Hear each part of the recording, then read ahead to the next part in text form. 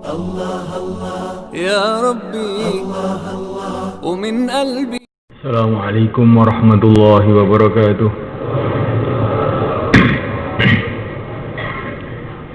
إن الحمد لله نستعينه ونستغفره ونؤمن به ونتوكل عليه ونعوذ به من شرور أنفسنا ومن سيئات أعمالنا. من يهديه الله فلا مضل له ومن يضلل فلا هادي له. أشهد أن لا إله إلا الله وحده لا شريك له وأشهد أن سيدنا ومولانا وحبيبنا محمدا عبده ورسوله أرسله الله بالهدى ودين الحق ليظهره على الدين كله ولو كره الكافرون. اللهم صل وسلم وبارك عليه وعلى آله وأصحابه والتابعين لهم إلى يوم الدين. أما بعد،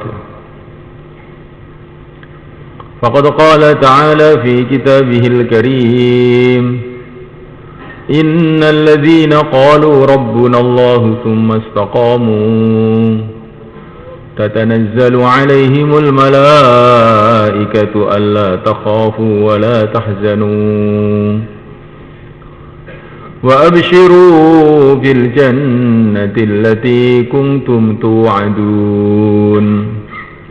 نحن أولياؤكم في الحياة الدنيا وفي الآخرة ولكم فيها ما تشتهي أنفسكم ولكم فيها ما تدعون نزلا من غفور رحيم. ومن أحسن قولا ممن دعا إلى الله وعمل صالحا وقال إنني من المسلمين.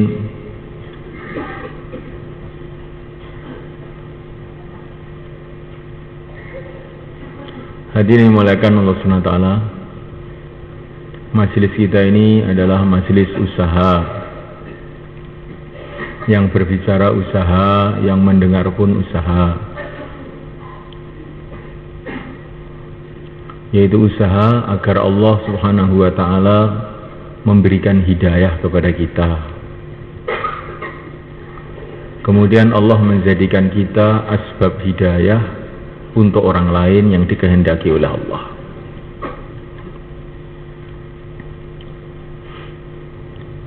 Hidayah ini perkara yang terpenting dalam kehidupan manusia.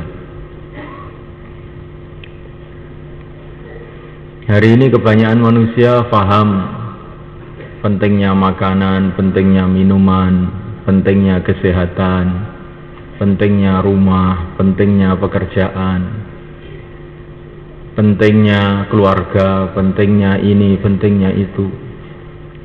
Tapi sedikit manusia yang punya kefahaman bahwa hidayah ini sangat penting. Bahkan hidayah ini perkara yang terpenting. Hadirin dimuliakan Allah Subhanahu wa taala. Hidayah ini perkara yang terpenting, bukan hanya perkara yang penting.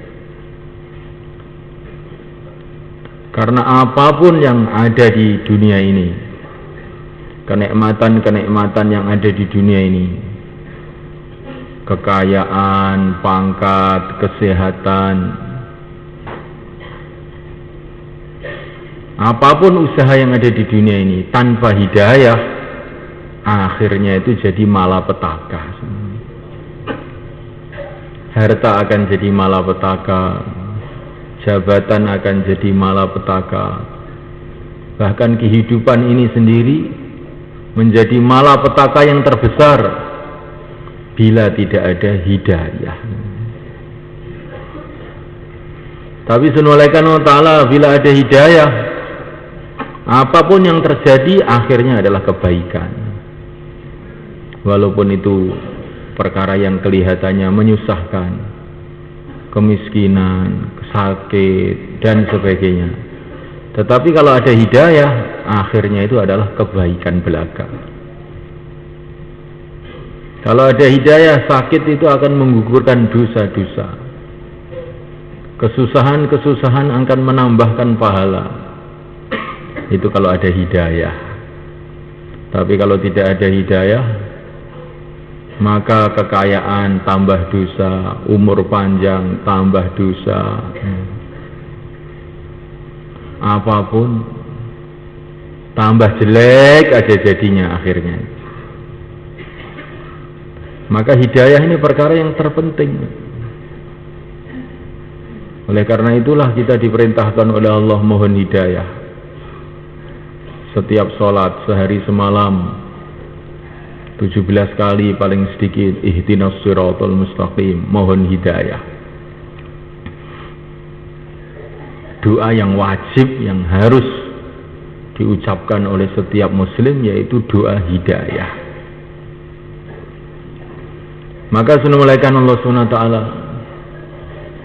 kita duduk di sini untuk usaha hidayah.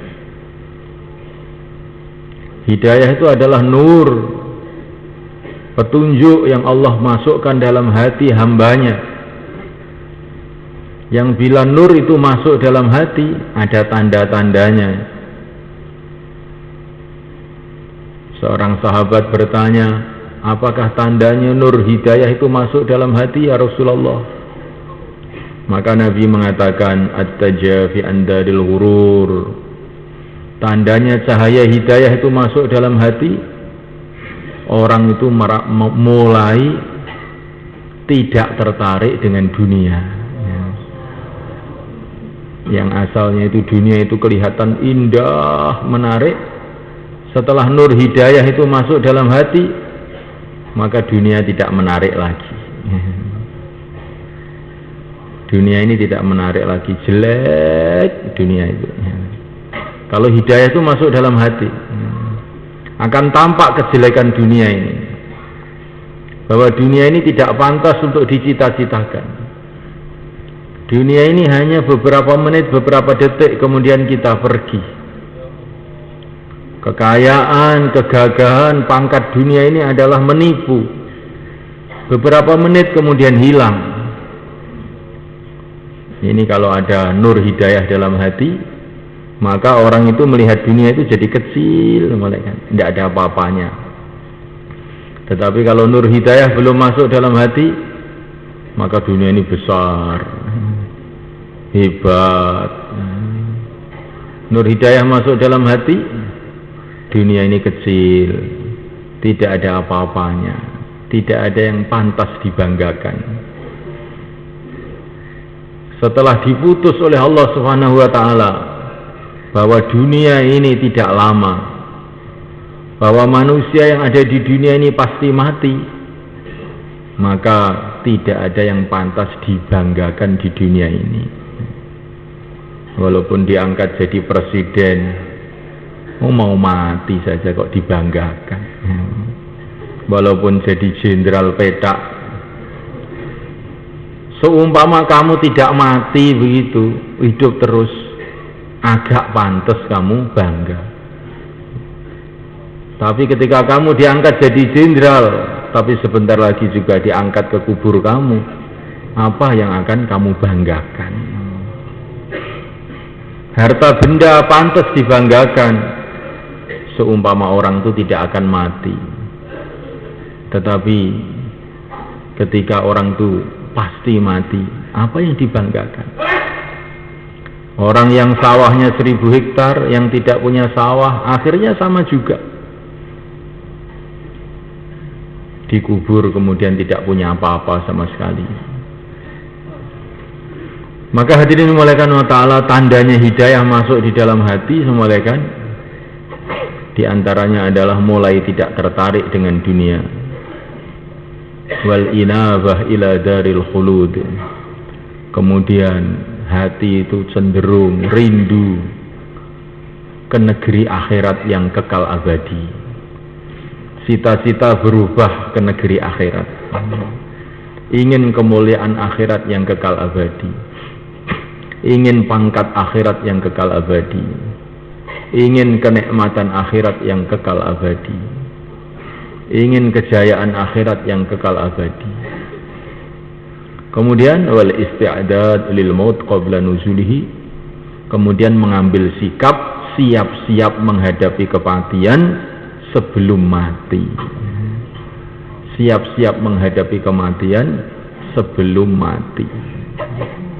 Ini diantaranya tanda-tanda nur hidayah itu masuk di dalam hati.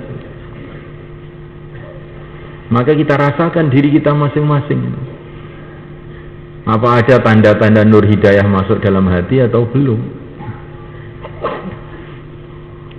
Hadirin dimuliakan Allah SWT. Bagaimana supaya kita ini mendapatkan hidayah ini dimuliakan Allah Ta'ala? Bagaimana caranya? Maka dimuliakan Allah Ta'ala, caranya pertama kali sebagaimana yang dicontohkan oleh yang mulia baginda Muhammad alaihissalam ketika baginda Nabi diangkat oleh Allah untuk jadi asbab hidayah bagi umat ini. Maka pertama kali Nabi itu dikasih cerita mengenai keagungan Allah. Iqra bismi rabbikal ladzi khalaq. Bacalah Al-Quran dengan atas nama Tuhanmu yang menciptakan. Mengenal Sang Pencipta. Jadi supaya hidayah ini datang dalam hati, pertama kali itu adalah mengenal Sang Pencipta. Awal wajibin alal insani ma'rifatul ilahi bistiqani. Kewajiban pertama bagi manusia adalah mengenal Tuhannya dengan benar-benar yakin. Maka senulaikan Allah SWT, bayi baru lahir diperintahkan oleh baginda Nabi alaihissalam untuk diadzani telinga kanan, telinga kiri, dikenalkan kepada Allah. Allahu Akbar, Allahu Akbar.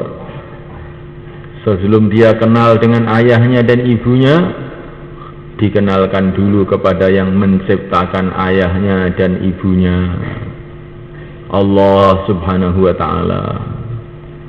Sebelum dia minum susu, dikenalkan dulu dengan yang menciptakan susu, Allahu Akbar.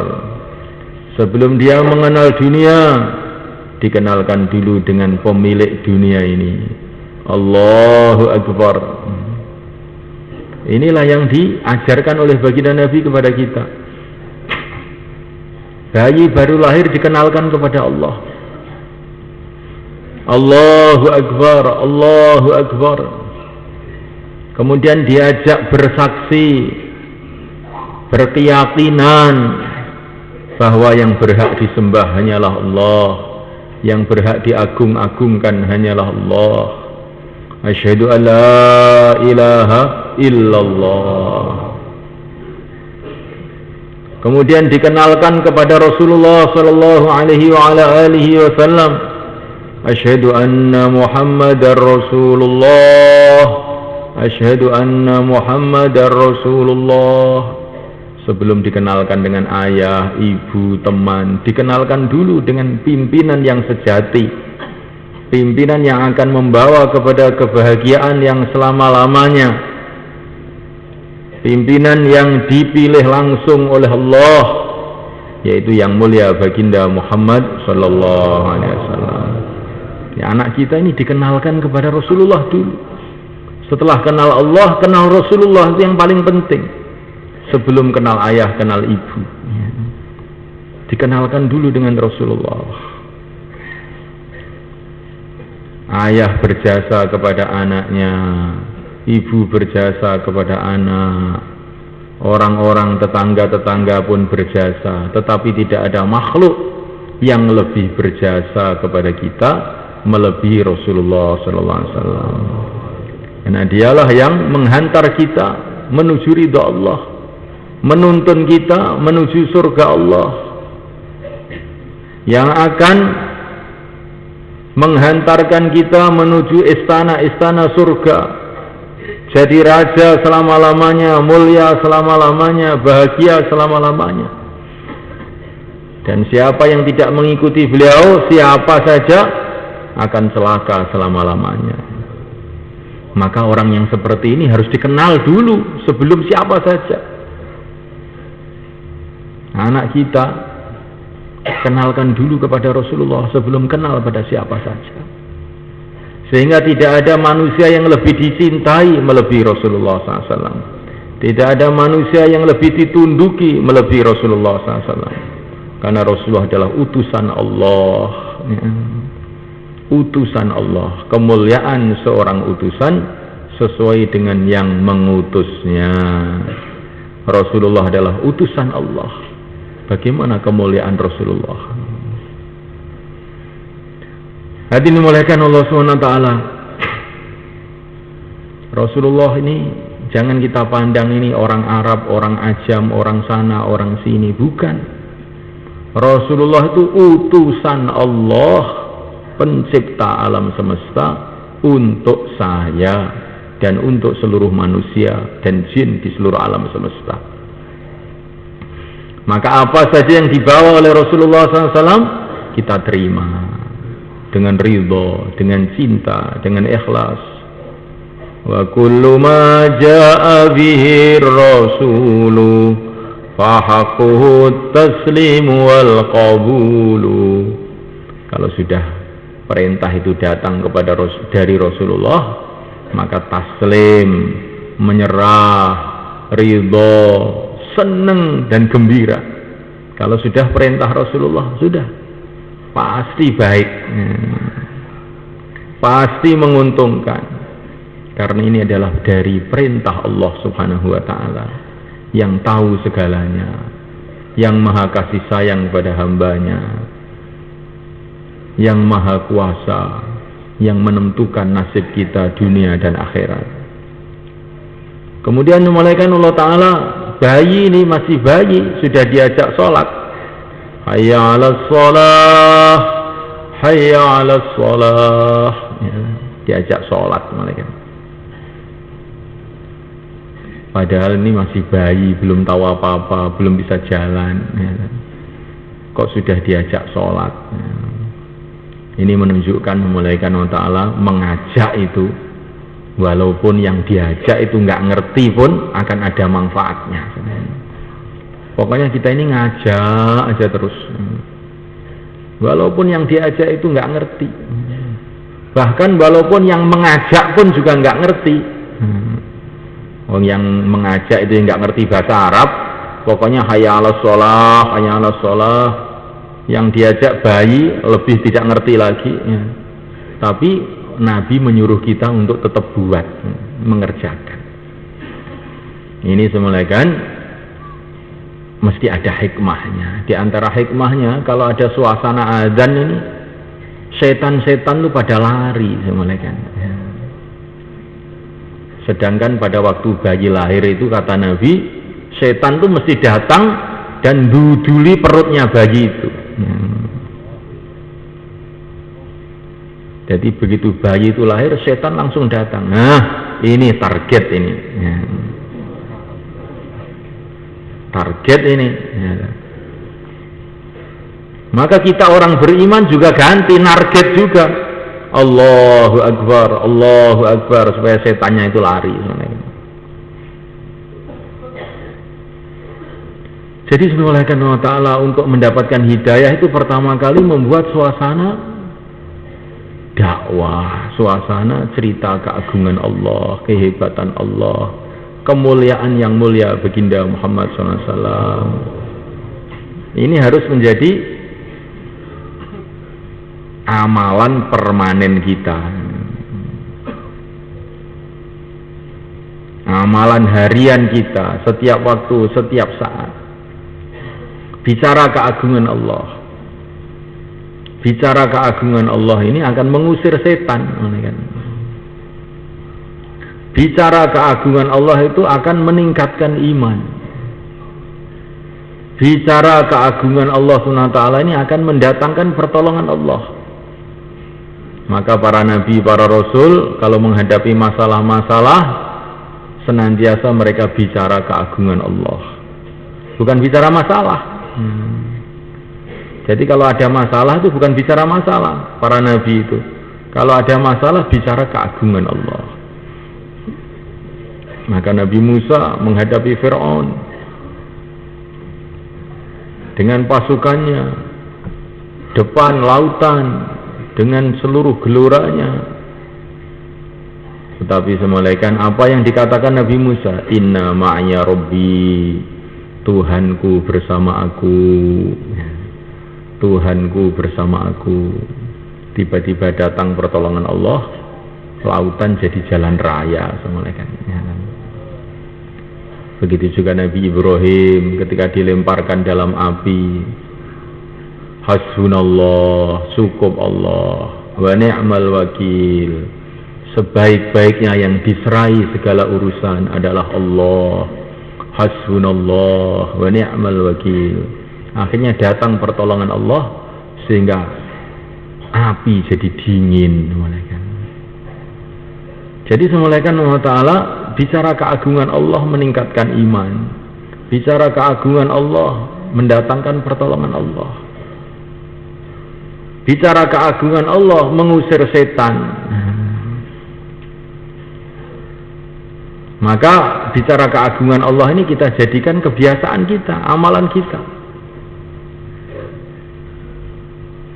Walaula iddakhalta jannataka qulta ma sya'allah la quwwata illa billah.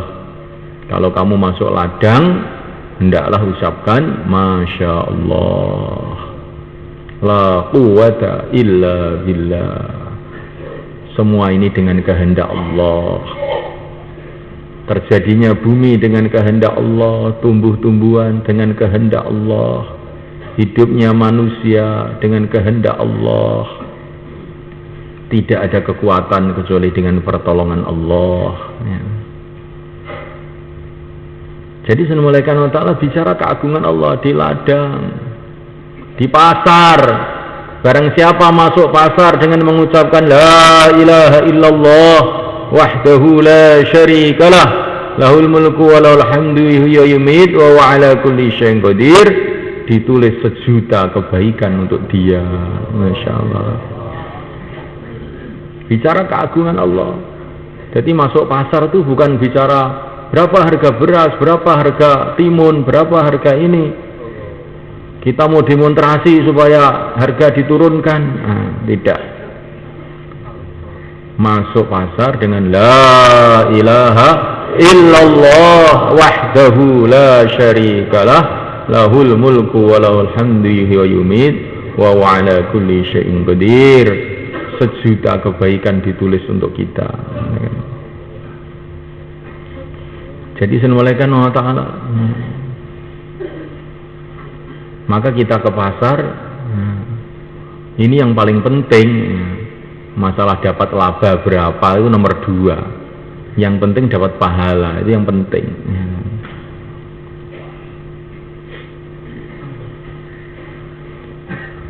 Nah, mulaikan Allah Subhanahu Wa Ta'ala. Ini usaha yang pertama. Buat suasana, bicara keagungan Allah, bicara kemuliaan Rasulullah SAW, di mana saja kita berada. Kemudian semulaikan Allah Ta'ala, usaha hidayah yang kedua semulaikan adalah dengan doa. Dan doa yang sebaik-baiknya adalah doa dalam sholat. Maka sholat ini termasuk asbab hidayah yang besar semulaikan. Asbab hidayah yang besar. Maka perlu kita tingkatkan mutu sholat kita. Dimulai dengan wudhunya yang tertib. Jadi wudhu ini bukan cuma basuh muka, bukan. Wudhu ini amalan besar yang bila diterima oleh Allah akan mencuci dosa-dosa dari muka, dari tangan, dari kaki kita. Wudhu ini adalah satu perisai, senjata bagi orang beriman. Allah berfirman kepada Nabi Musa, hai Musa, selagi kamu dalam keadaan wudu, tak jamin keselamatan kamu. Jadi memulaikan wudu ini amalan yang besar. Maka wudu itu dibuat dengan tertib, dengan sungguh-sungguh, doa-doanya dibaca semuanya. Jangan sampai nggak hafal doa-doanya wudu. Wudu dengan duduk madhep kiblat. Maka baru wudu saja ini sudah mendatangkan macam-macam barokah. Kemudian sholat kita perbaiki semulaikan wa ta'ala. Dimulai dengan perbaikan zahirnya. Berdiri yang tegak, pandang tempat sujud, rukuk dengan tumak nina, sujud dengan betul-betul merengek-rengek kepada Allah. Zahirnya itu kita perbaiki, batinnya juga kita perbaiki, yaitu kita ini betul-betul merasa menghadap kepada Allah, pencipta alam semesta. Tanamkan keyakinan, kata para masyaikh, kalau sholat itu tanamkan keyakinan bahwa dengan sholat ini akan datang perkara besar kepada aku, akan datang pertolongan yang besar kepada aku, akan selesai masalah dunia dan akhirat, karena saya sedang menghadap kepada penguasa dunia, penguasa akhirat, pemilik dunia, pemilik akhirat. Maka kalau sholat itu tanamkan seperti itu. Maka Nabi mengatakan hammilu hawaijakum alal maktubat. Kalau kamu punya hajat apa-apa, bawa dalam sholat-sholat fardu itu. Sholat untuk menyelesaikan masalah-masalah. Sholat ini adalah untuk menyelesaikan masalah dunia akhirat dengan cara menghadap kepada pemilik dunia akhirat, menghadap kepada Allah SWT. Sholat dengan penuh kekhusyuan, ayat-ayat yang mengesan dalam hati kita diulang-ulang. Kadang-kadang Rasulullah itu satu ayat diulang-ulang semalam-malam suntuk. In tu'adzibhum fa innahum ibaduk wa in taghfir lahum fa innaka antal azizul hakim. Hai Tuhanku, bila engkau seksa umat ini, hai Tuhanku, mereka ini hamba-hambamu juga. Bila engkau ampuni mereka, sesungguhnya engkau adalah yang maha menang lagi maha bijaksana. Yang menang juga tetap engkau. Engkau adalah yang maha bijaksana. Ini tangisan Nabi waktu sholat itu diulang-ulang semalam suntuk sampai subuh. Nangisi kita ini. Bagaimana Rasulullah punya sayang kepada kita. Semestinya kita ini juga harus punya cinta yang setinggi-tingginya kepada Rasulullah SAW. Rasulullah itu betul-betul sedih kalau kita ini celaka. Sehingga nangis semalam-malam suntuk supaya kita nggak celaka. Yang ditangisi malah tidur saja. Ini gimana? Hati ini mulaikan Allah Ta'ala. Maka kita ini untuk meningkatkan mutu sholat itu, kita sholat yang panjang-panjang, ayat-ayat kita ulang-ulang. Iyyaka na'budu wa iyyaka nasta'in.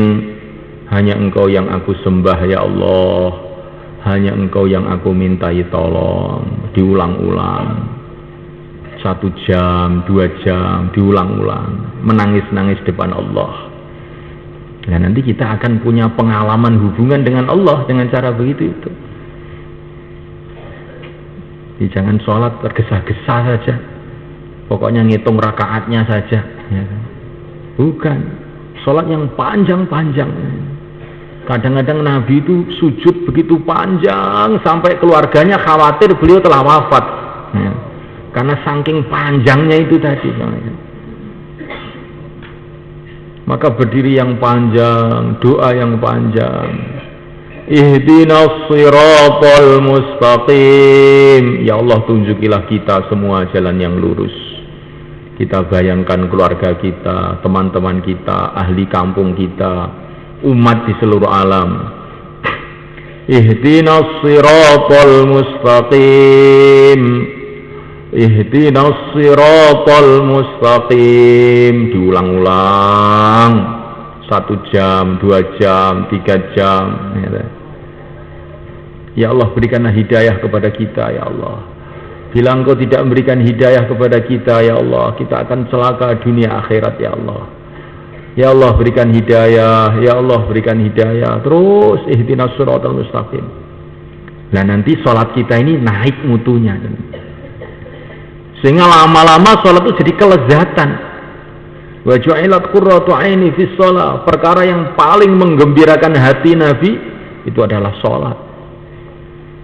Nabi itu kalau capek itu bukan terus tidur, malah kan aneh.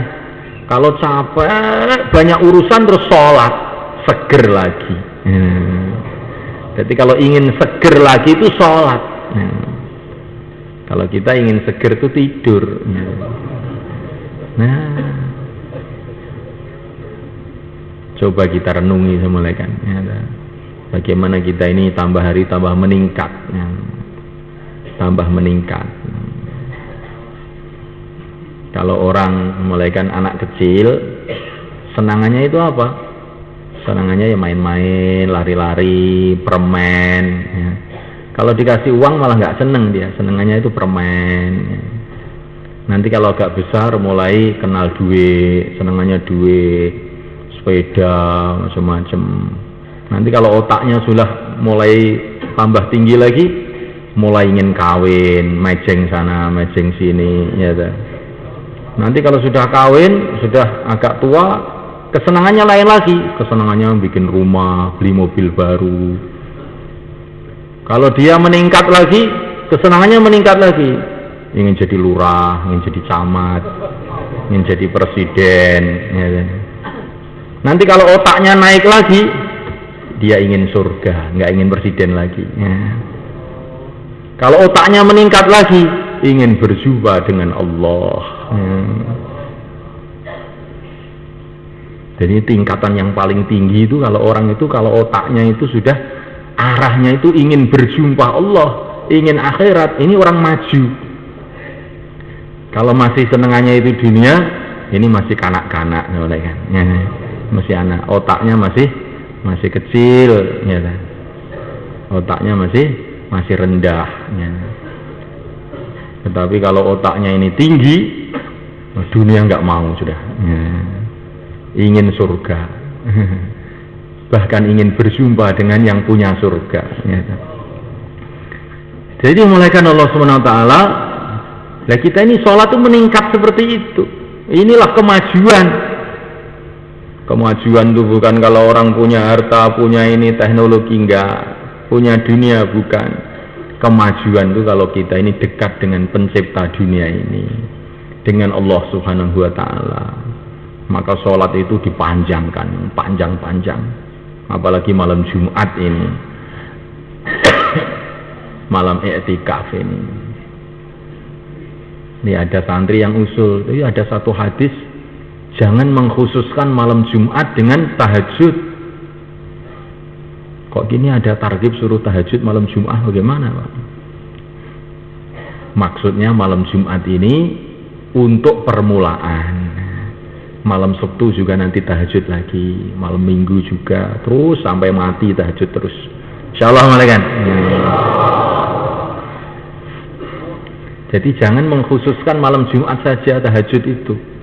Tahajud itu setiap malam. Nah, begitu. Kalau amalan malam khusus untuk hari Jumat itu adalah baca selawat, ya. Baca surat Kahfi, ya. Ini termasuk amalan-amalan.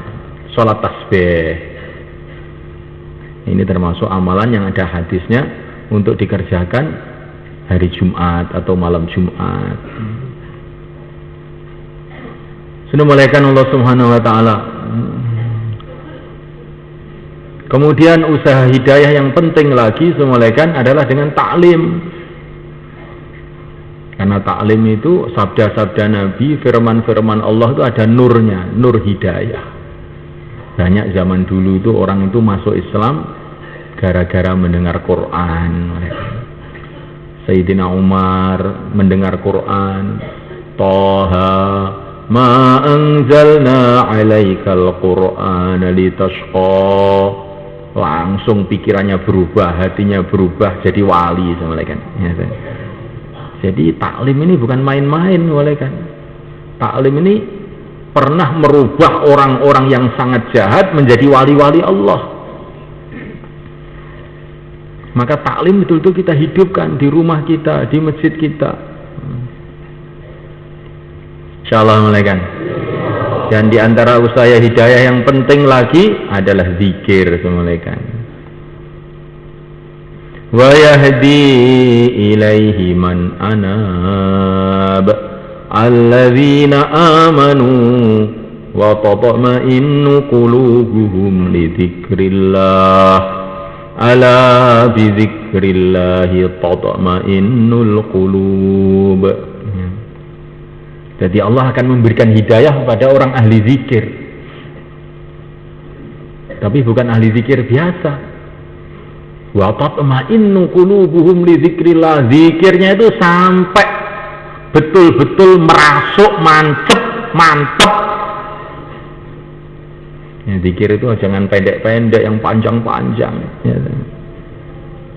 Sayyidina Abu Hurairah istighfarnya saja 12.000. Ya. Belum tasbihnya, belum tahmidnya, belum takbirnya, belum tahlilnya.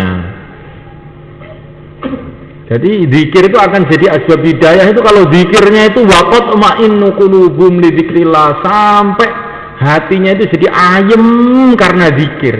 Nah baru zikirnya tadi jadi asbab hidayah. Bukan zikir cepat-cepat saja, tidak. Menghadap Allah kok cepat-cepat saja, ini kamu itu orang apa kamu itu? Menghadap Allah itu dengan gembira, Masya Allah ya. Rasanya nggak mau pergi, nah itu baru benar. Dan zikir ini juga akan jadi asbab hidayah untuk orang lain. Dzalika qaumun la yashqa bihim jalisuhum. Ini ada ceritanya dalam satu hadis yang sahih. Ada majlis zikir, tiba-tiba ada orang yang datang untuk keperluan lain lah, bukan untuk zikir, tapi duduk di situ. Allah berfirman kepada para malaikat, saksikan sudah saya ampuni semua ahli majlis ini.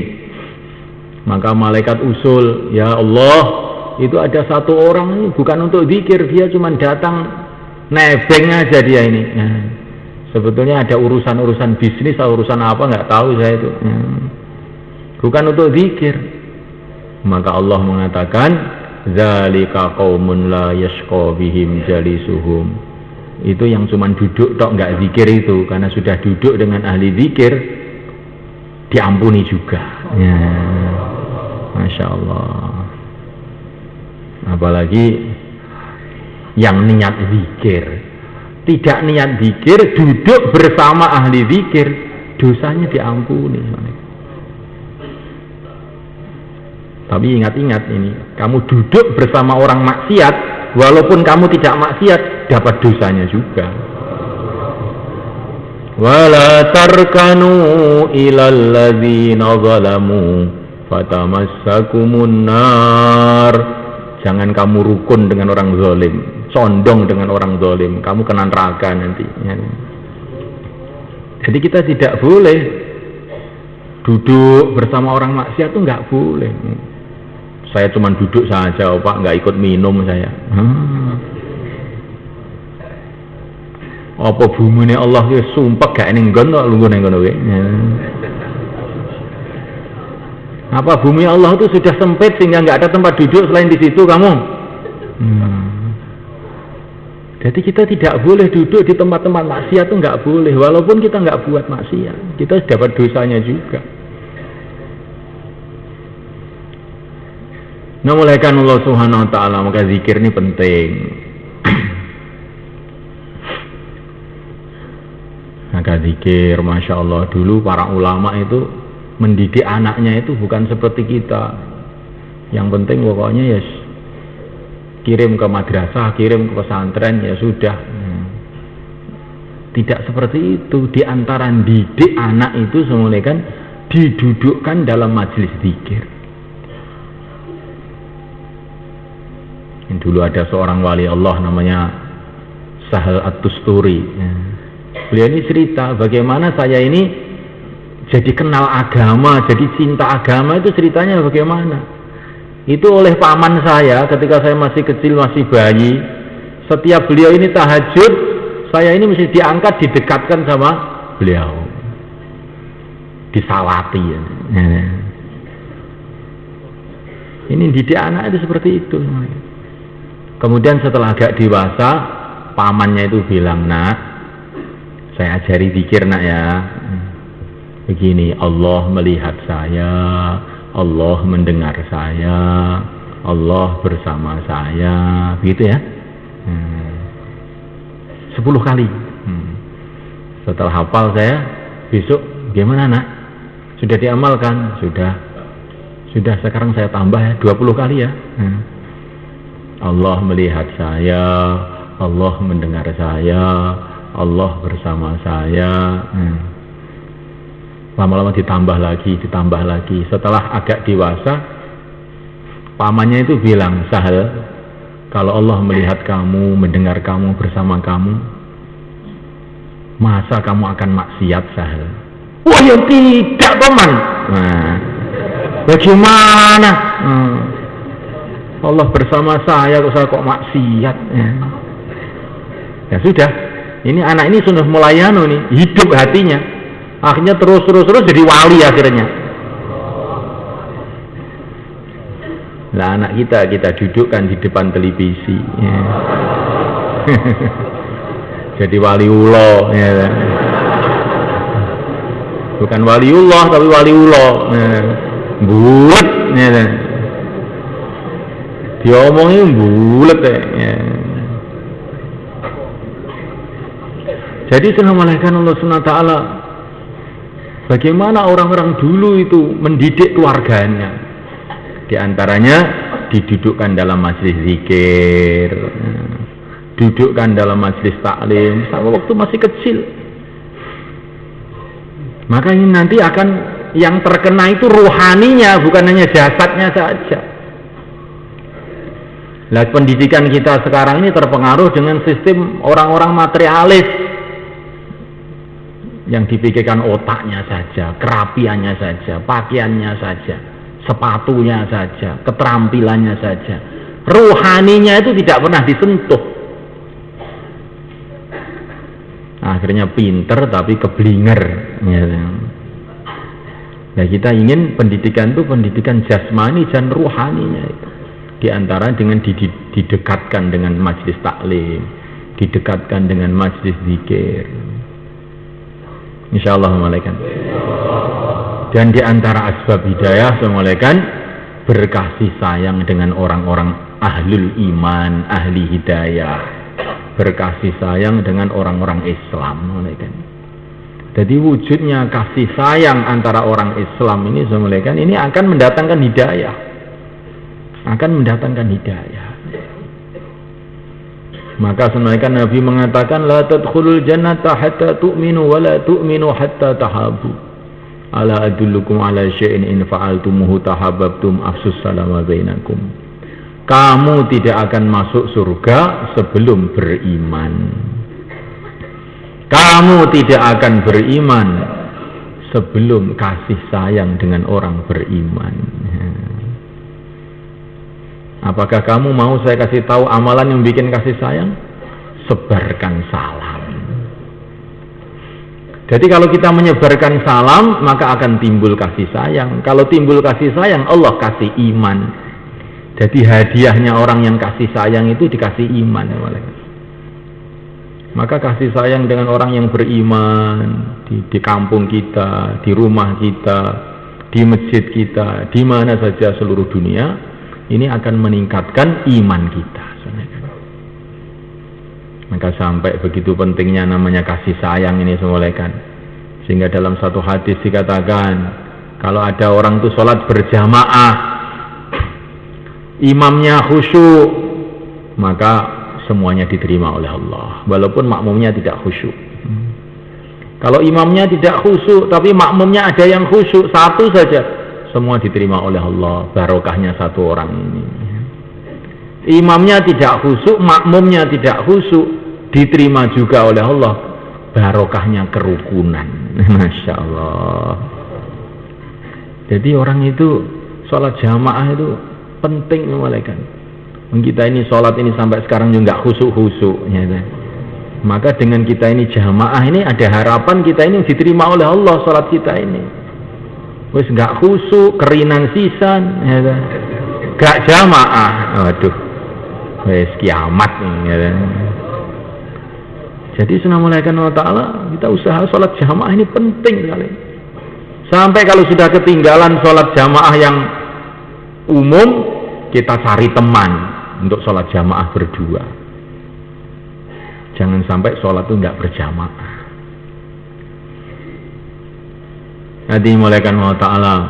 Dan diantara cara untuk mendatangkan hidayah untuk diri kita dan untuk umat adalah dengan kita keluar jalan Allah ya.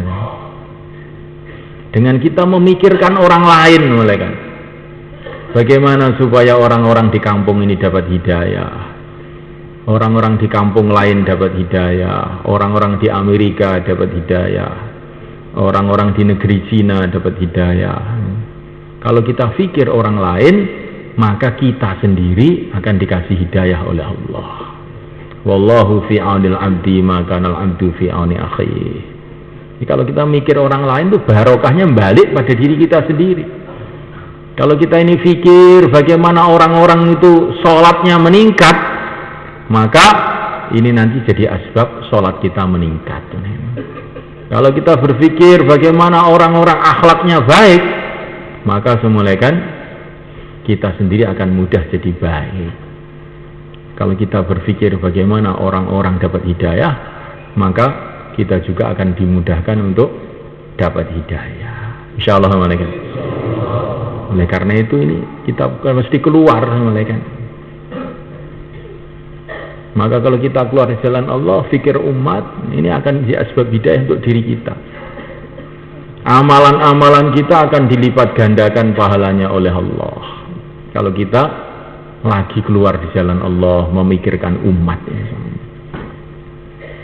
Keluar yang jauh-jauh malaikat. Dalam satu hadis dikatakan, kalau orang itu keluar di jalan Allah nanti akan diukur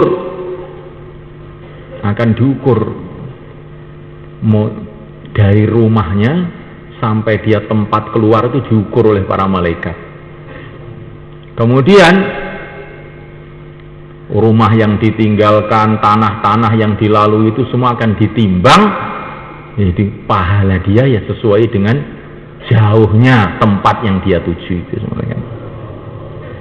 Jadi semulaikan Allah Ta'ala, kalau kita ini pergi ke Surabaya maka pahala kita ini mulai Surabaya sampai Temboro.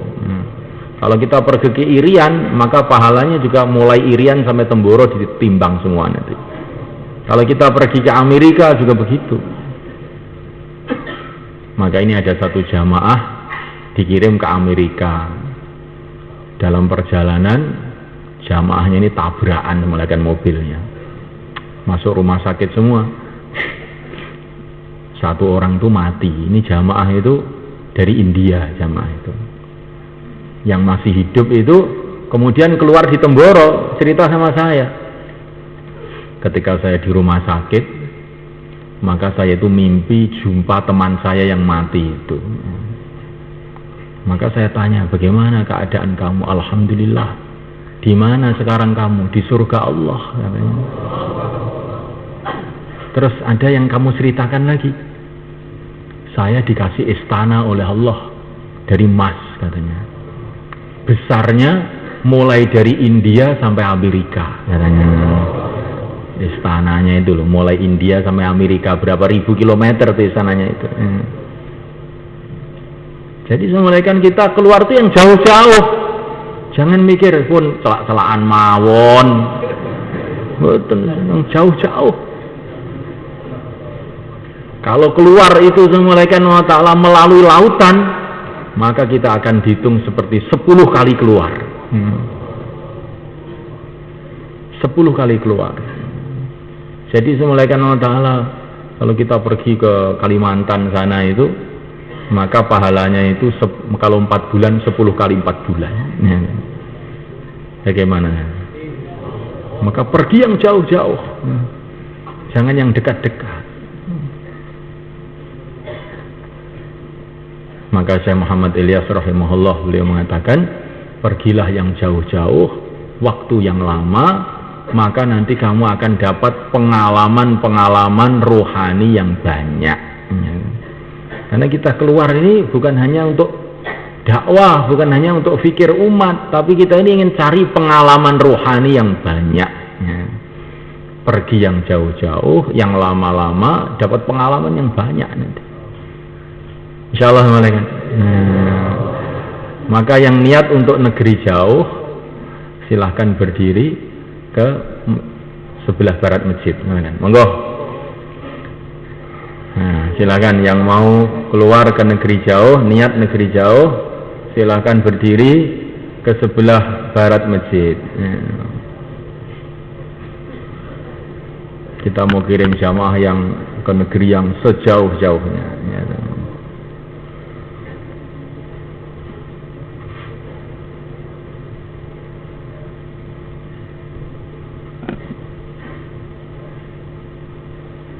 Monggo Pak. Niat riyen Pak, niat riyen, ditata riyen, musyawarah riyen. Nanti insya Allah Allah tidak akan sia-siakan.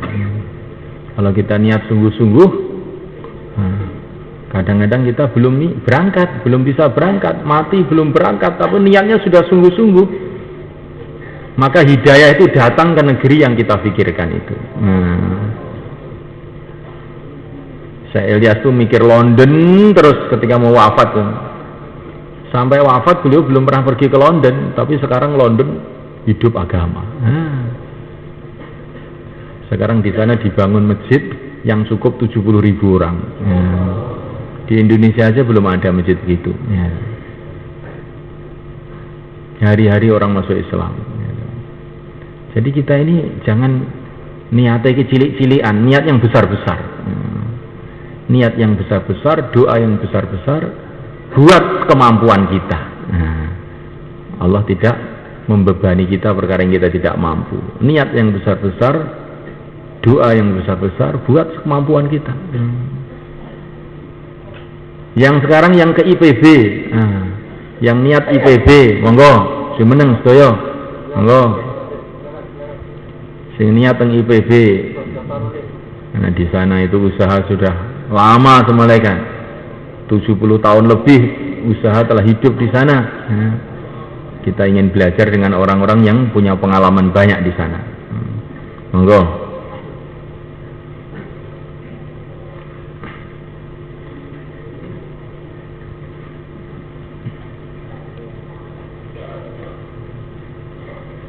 Allahu Akbar. Taqabbalallah. Jazakumullah.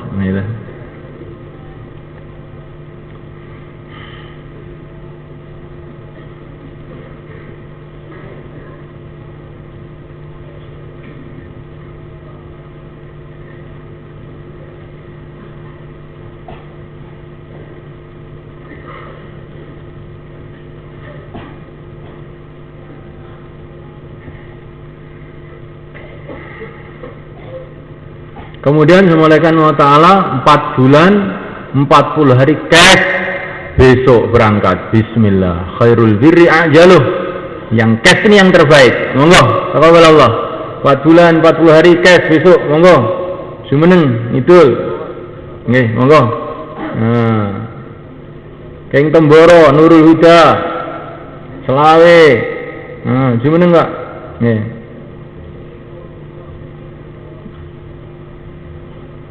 Magetan Selatan, ayo monggo.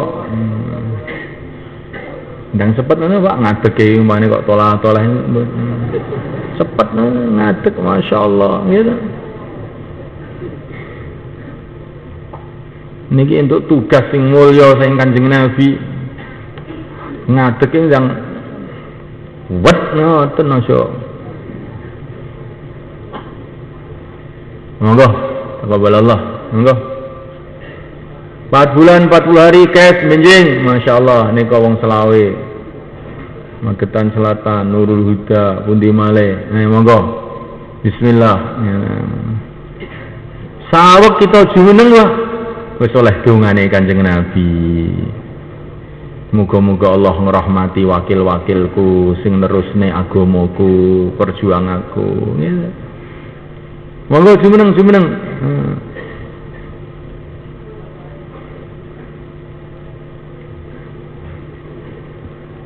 4 bulan 40 hari tambah masa, sisa masa. Monggo 4 bulan 40 hari tambah masa, sisa masa. Monggo jumeneng sedaya ngidul sing asale niate 30 dina disempurnakne sekan wulan sakniki. Monggo. Masya Allah, taqabbalallah. Ini saya niki menang-menang ngadeg. Monggo. Nggih, jumeneng mriko, monggo. Mboten usah sungkan-sungkan. Masya iki wong arep metu kabeh kok iso. Monggo.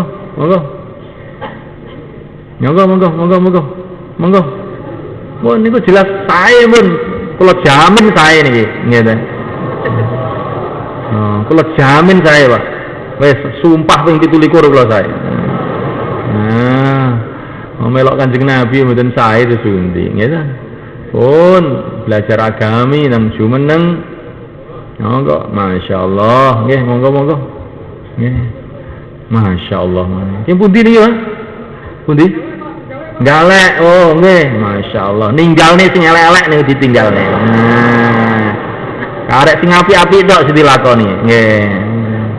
Masyaallah. Galek niki masyaallah. Sing elek ditinggalne kabeh sakniki. Nah ninggalne terus pundi? Huruf fi sabilillah. Ninggalne sing elek-elek. Monggo.